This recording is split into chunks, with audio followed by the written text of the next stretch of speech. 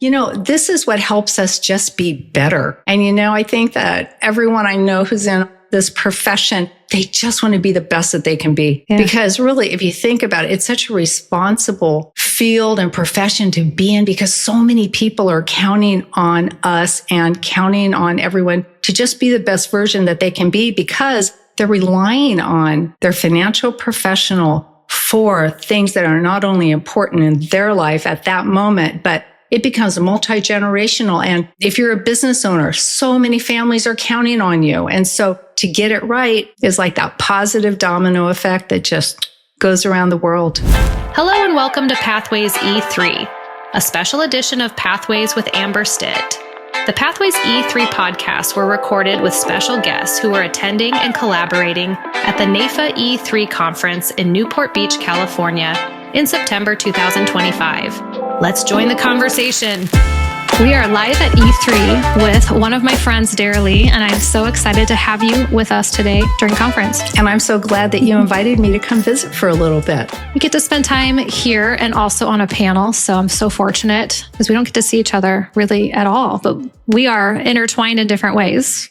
So I'm glad we could spend some time. You are a prominent figure in our industry. I can't even name the accolades and different things that you have done, but we will surely support you on the description box in our post-production. So I want to jump into the goods of why we're here and the mission behind E3 and NAIFA. So coming into this week, we've talked through email and we were just kind of getting ready for the week, but what's really been on your heart, like energizing you? What's been on your mind? Why are you excited to be here? Well, besides that, this is a fabulous location from the moment that you pull up and just the energy is wonderful. Yeah. And, it just reminds us why we need to get out the door and go to conferences. Yeah.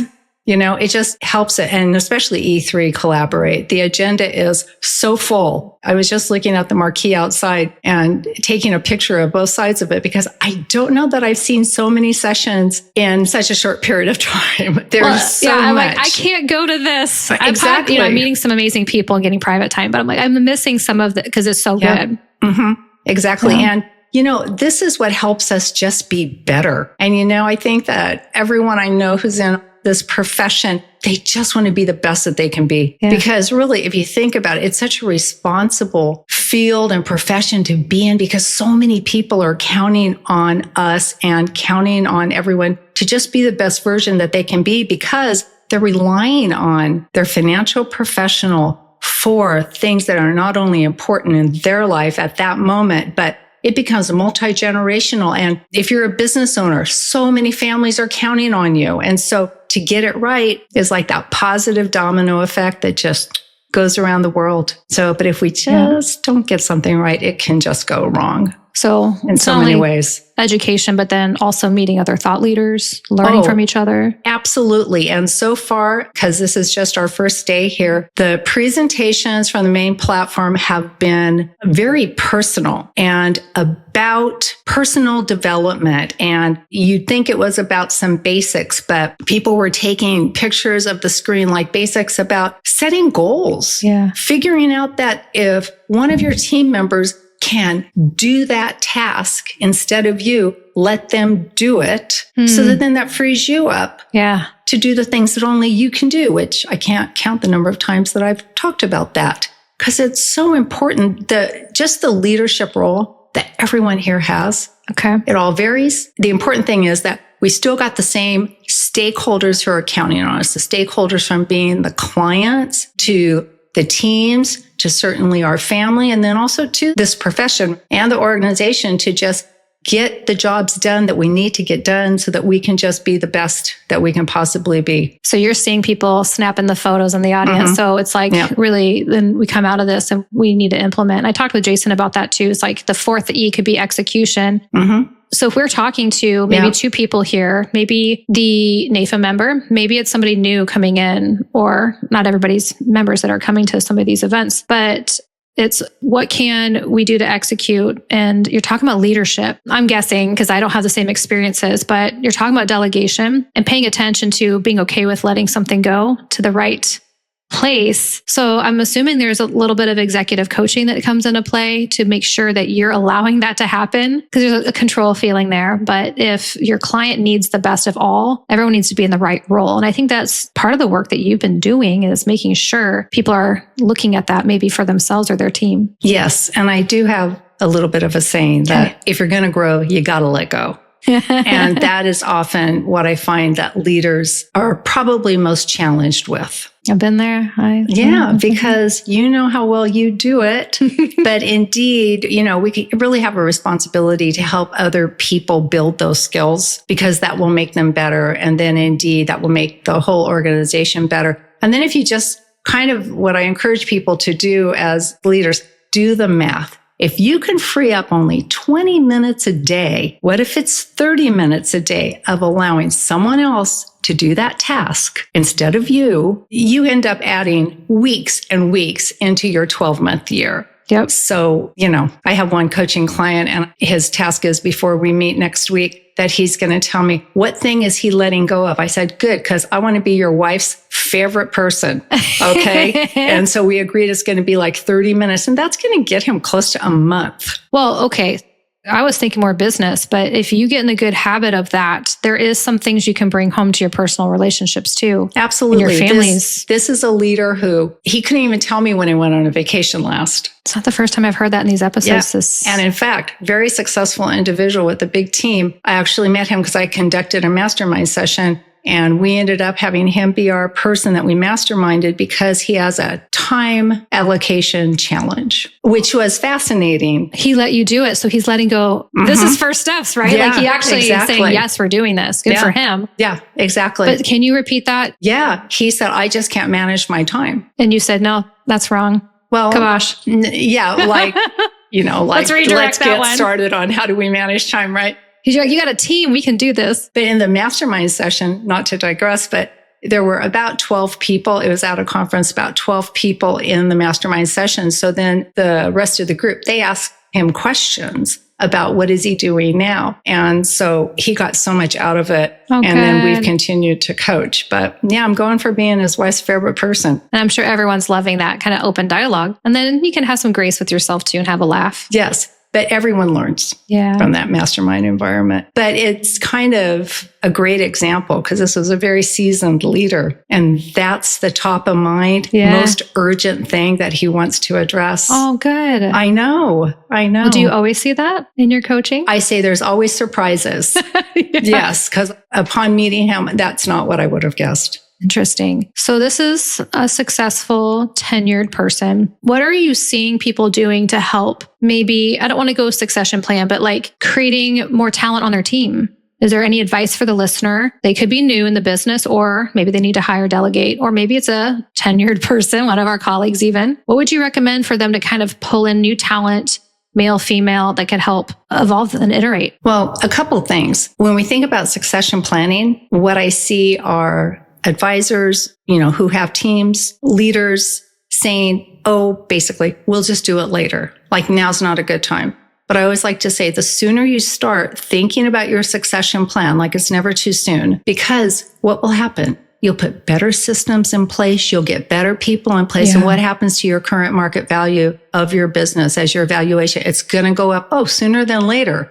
That's a good thing. And it just gets more efficient. Well, and I wasn't even thinking about talking to you about this, because I'm in kind of the middle. Like I was saying to someone earlier, I'm closer to 50 than 40, but you could always start thinking about your succession or what you'd want in 10 years. But a lot of my friends are considering the retirement, or I can see them like they're going to do it, but then here they are still hanging on. And it's interesting, digitizing websites, like there's things that are not monetary that X factor your company. And so the sooner you can start allowing the team to kind of build that out, that's kind of where I was going. I'm kind of worried for a lot of people that are like, I'll get to that later. I don't want to learn that new tech. It's not really about tech anymore. It's about everything needs to be systematized so you're worth more. Well, and there is so much, to your point, so much readiness that has to go into effect, from the personal readiness to the team readiness to the business readiness. And it all matters. Nothing happens quickly. Nothing happens overnight. Maybe not everybody on the team's ready for it. So you might have to put in some other people that could help, or get people on board and find out maybe who's really interested about the legacy of the company too. Yeah. It's just a good process all the way around, because it really gives the business as a team a chance to reflect on why are they there, about their true vision, their Purpose. true mission.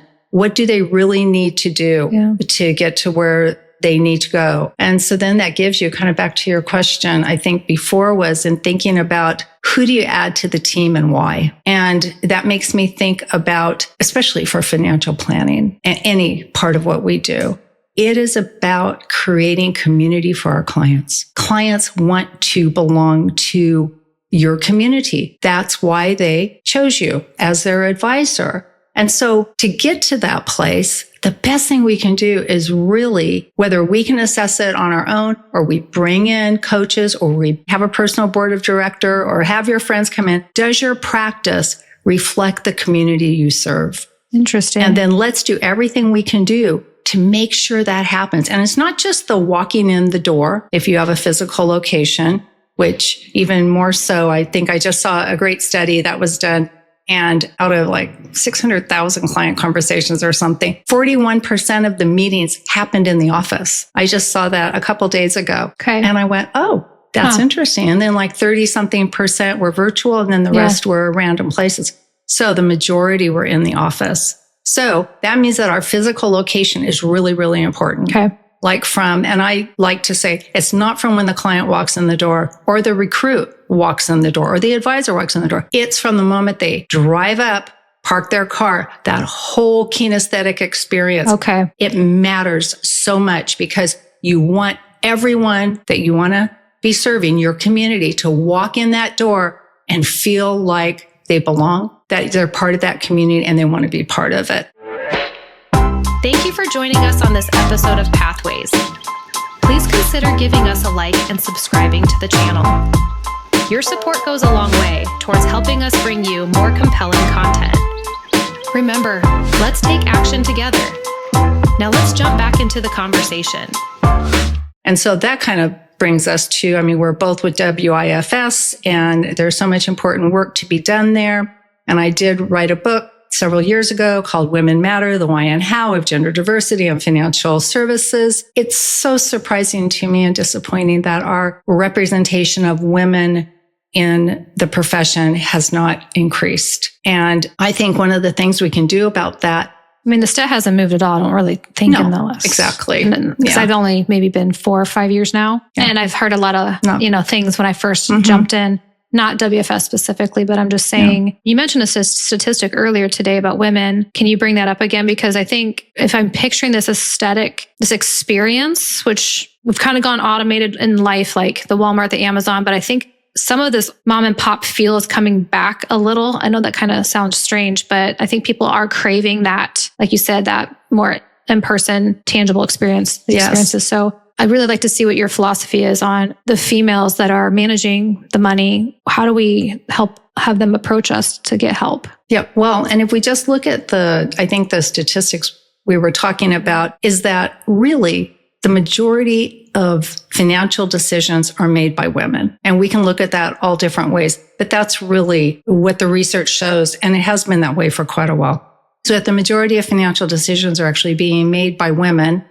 And the majority of wealth, if it's not now, it will be controlled by women. If you're looking at the strength of your practice, wouldn't you want to be sure that your practice caters to women, that when they walk in your front door or they look at your website? Yeah. And it's not just, certainly gender needs to be visible and present, which indeed it is not everywhere. Just from a business practice, but also diversity, inclusion. To create inclusive environments for our clients, for our advisors, talk about retention. So if we hire women in, it needs to be an inclusive environment so that they'll stay. Well, and I'm also thinking about grandchildren too, because you mentioned websites. So if someone's been working with one advisor for years, but then the website's just really not in place, the younger gen is going to be like, where's this person at? I can't find the digital footprint. So there's some of that too that could be more legacy and keeping that community alive as time goes on. Absolutely. Think about the beneficiaries. We know what the statistics are, that 70% of widows leave their advisor, right? Well, that is just so sad. What a disruption. First of all, you lose your spouse and now you're going to lose your advisor. The advisor relationship should be one that is not just for the couple, but is familial. And I have another individual that I coach. It's a 4-women practice. They know every beneficiary. That is their business model. And they always have at least 2 of them on every appointment so that the clients know what the succession plan is. Yes. And they're very out in the open about that this is for a succession plan. Well, I think from like the legality of future issues too, like, oh my gosh, everyone knows who's on the team. Absolutely. Yeah. So those are such important things. And as we think about advisors looking at succession planning, it is never too early to put things like that in place. It's so important for retention of clients. Typically, we wrap up with a little takeaway nugget, but I actually want to talk about your C's that you talk about. Oh, because if the listener is not able to come here, but they're trying to get some nuggets of wisdom from you, I think these could be tangible in a sense of like, we could take one of the C's and apply it to our lives today. Would that be helpful to wrap up with the 3 C's? Is that what you call it? Yes. And it really goes hand in hand with like the website. So just to ask yourself, am I checking the box of the 3 C's? Okay. So one is creating community. I mean, it's about community. And then the other one is about the connectivity. And then the third one is communication. Okay. And communication is just huge for us. And I don't think we can ever stop being a student of it. And particularly now, because the awareness is up about communication. It's kind of interesting. I work with advisors who we'd spend time looking at when they're preparing for an appointment, how are they going to allocate their 50 minutes? Oh, I like that. Well, most advisors are thinking about, okay, here's all the things I need to present. And I say, yes. Like and the most important thing is to know, what questions do you need to ask? Because what answers do you need to get before you lose those clients right there in front of you? So it's not always about the answers. It's about the questions. And then it's about certainly being a sender of a message, but about being the listener, the receiver of the message. And then how do you package that message? I mean, so really communication can be this 1, 2, 3, and it matters. And we need to be able to identify what are the components, and we need to practice it and just be as good as we can be at communication, because the clients are counting on us. Yeah. Well, and I was saying in different entrepreneurial conversations, how I would say communication's the currency of life. And I think about the younger generation and our distractions and technologies and things that we're doing. We have to really work on our communication skills, because that's going to make us stand out, build trust, but really take care of the people that we love and care about. And that's an ever ongoing process. Yes. And in our families and our relationships. I was just going to say, on a personal note, of course, we want to work on communication. Well, I am so happy that everyone got to meet you through the podcast if they don't already know you yet. Well, thank you so much for inviting me. Thanks for making the time. We're going to go hang. Yeah, let's go do that. All right. Thanks, everybody, for listening. Thank you for joining us for this special edition of Pathways E3, recorded at the NAIFA E3 conference in Newport Beach, California. Join us for more insightful conversations with the experts and leaders of their industries. Until next time, keep taking action on your unique path.